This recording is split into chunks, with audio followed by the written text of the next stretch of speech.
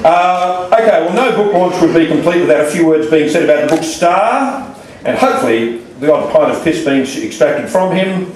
And here to perform that solemn duty is one of the icons of Australian cinema. Would you welcome Mr. Brian Brown?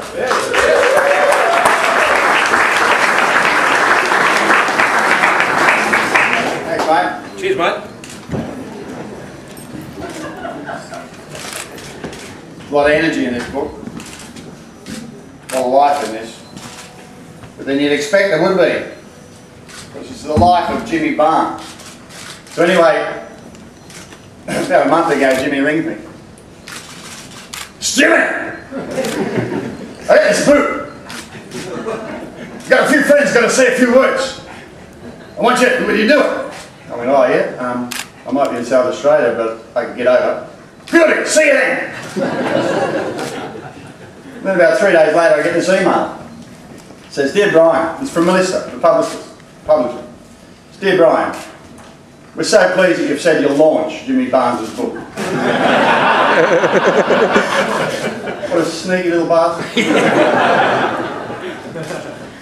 You know, I only met Jimmy about 11, 12 years ago. Sam, Neil and I were having a birthday party and Sam was showing off. He had the Finn boys singing, as usual. Anyway, Doug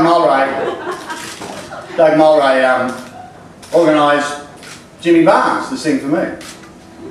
And he sang Working Class Man, which I was thrilled about because, you know, I'm a Bankstown boy and I see myself as a working class man.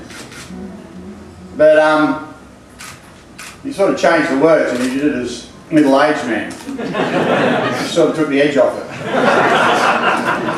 It was better than Jenny Morris, who after him sang Neil Young's Old Man, Take a Look at Your Life. But I remember thinking at the time, why is he doing this? I've never met the bloke. How can he be so generous? But, you know, Barnesy, then the word generosity and generous sort of fit. And then a little while later, Rachel gets in touch with him. Rachel, my wife, gets in touch with Jimmy because she wants to do this fundraiser and she wants a whole lot of really prominent Australian males to drop their gear. She's going to do a thing called Aussies Without Cossies and we're all going to have to drop our gear to the Full Monty. And she tells me that I've got to do it. And then she says, I'm going to ring Jimmy and ask him to do it. I thought, oh, that's good. Jimmy will say no, and then she'll ring someone else, I'll say no, and it'll all be off and she'll have to raise the money some other way. But of course, she rings Jimmy and he goes, Beauty! Yeah, so I'll be down, yeah, well, tell me when. So we had to do the bloody thing and we raised $750,000. And anyway, so Jimmy, he got to sing that night, and of course, it was fantastic. But the lovely thing was he got to sing with David Campbell, his oldest son. I know it was probably more fun for them than it was for us, and it was great fun for us. During the past 11 years, we've become friends. I mean, not like Sam Neill that follows him around like a puppy dog waiting for a pat in the head. I mean, I got more class than that. But he is a hard bloke not to like. But with Jimmy, you don't just get him as a friend, you get the whole bloody tribe. You get Jane, Mahalia, EJ, Jackie, Ellie Mae, and you keep getting asked to Thailand. You have to keep trying to make excuses why you can't go. And then one day though I'm going to have to go because every other fucker's been there. But I'm not going to play golf. I've got to say, Jimmy Barnes and golf, I have a hard time putting those two together. Now I could go on about Jimmy's amazing career, about him being one of the most popular Australian recording artists of all time. That he's got the highest number of Oz hits in the Australian recording industry. But I think it's enough to say that he's done pretty good for an immigrant.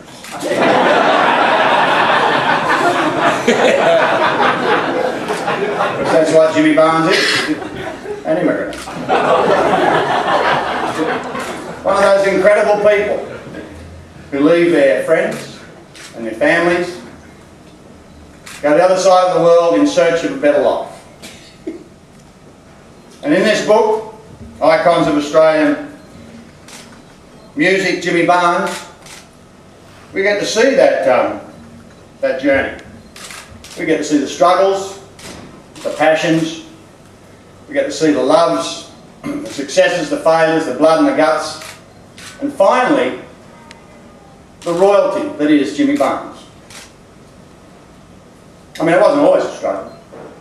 I mean, if you have a look at page 17, there he is at 4 or 5, standing there with his brothers and sisters on this bloody great ship travelling around the world. And I read it had swimming pools on it. Well, I didn't get that when I was 4 or 5. And then, on page 272, there's a photograph of him sitting with Linda Evangelista. I wouldn't say that was much of a fucking struggle.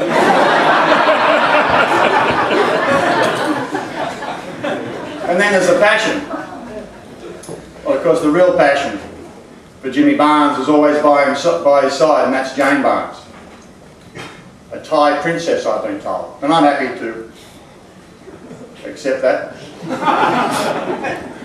Another immigrant.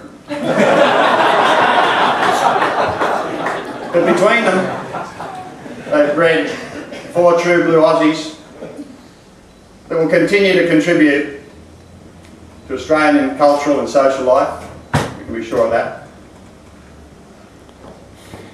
We Aussies are pretty glad that Jimmy got on that bloody big ship, came over here, because he's given us all a lot. Now, I don't know, icons of Australian music, Jimmy Barnes, I don't know what makes an icon. Well, I think it's that they represent something that we'd all like to be. I think it's probably something honourable, and I think it's probably something that represents real heart and real soul. Like rock and roll. Nothing fake. And that'd be Jimmy Barnes, I reckon. Good on him, Jim.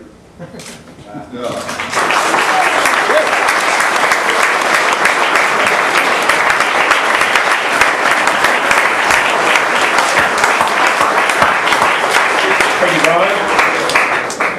Now, unless I'm sadly mistaken, James and various brothers and sisters and others will be taking the stage to perform a few songs. So, without any further ado, apparently Jim hates smoking, so please give it up to Jimmy Barnes.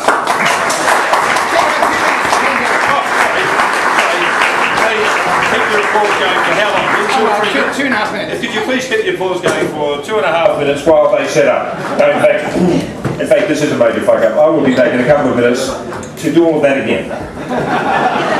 Just talk amongst yourselves.